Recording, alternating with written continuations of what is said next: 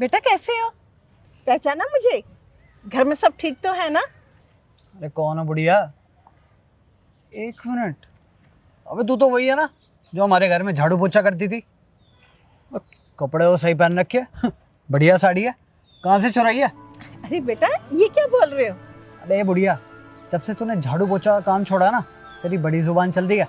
जल्दी बता कहाँ से चुराई है? अरे बेटा ये साड़ी मैंने कहीं से नहीं चुराई है, ये ना मेरी बेटी ने गिफ्ट की है।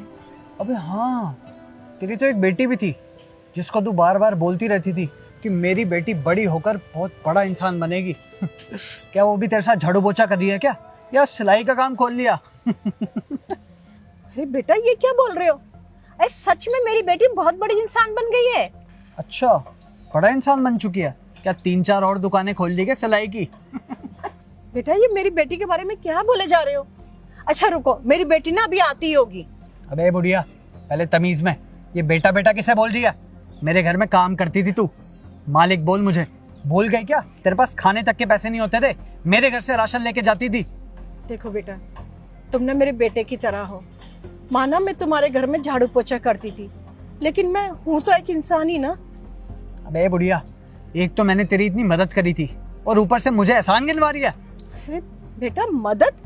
अरे मैं तुम्हारे घर काम करती थी और तुम मुझे पैसे देते थे, और उसमें भी ना पूरे पैसे नहीं देते थे तुम। बुढ़िया तेरी ना बड़ी जुबान चल रही है, अभी तेरे को तेरी औकात दिखाता हूँ।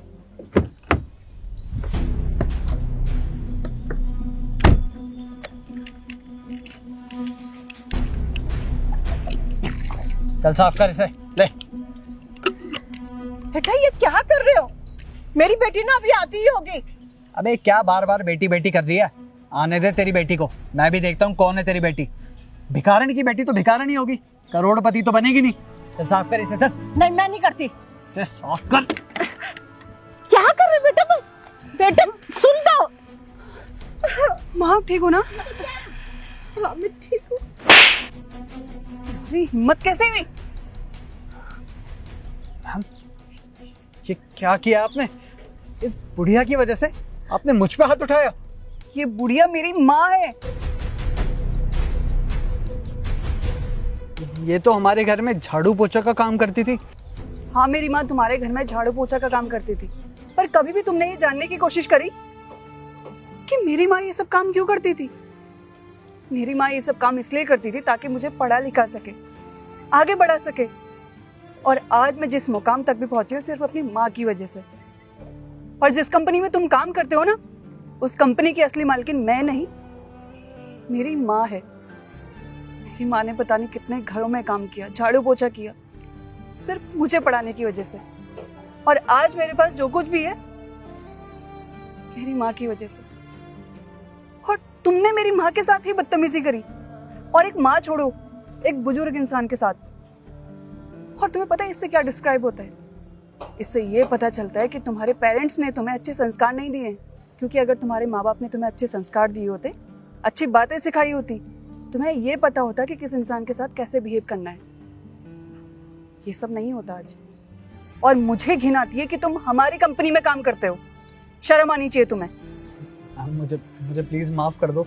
मुझे पता नहीं था कि आपकी मम्मी है। अगर मुझे पता होता ना तो मैं बिल्कुल भी इनसे बदतमीजी नहीं करता। अगर तुम्हें पता होता कि मैं बॉस की मम्मी हूँ तो तुम बदतमीजी नहीं करते। अरे तुम किसी बड़े इंसान के साथ, किसी बुजुर्ग के साथ ऐसा बिहेव करते हो, उससे तो ना साफ दिखता है कि तुम्हारे घर वालों ने तुम्हें क्या संस्कार दिए हैं। मैम, इससे मेरी जॉब पर तो इफेक्ट नहीं पड़ेगा ना? किस जॉब की बात कर रहे हैं आप? कमला, ऑफिस में इनका जितना भी सामान है सारा सामान इनको वापस दे देना, और ध्यान रहे इस बात का कि कल से मुझे ये ऑफिस में नहीं दिखनी चाहिए। जी मैम। क्योंकि हमें अपनी कंपनी में इनके जैसे एम्प्लॉयज की बिल्कुल भी नीड नहीं है। मैम मेरी बात तो सुनो मैम।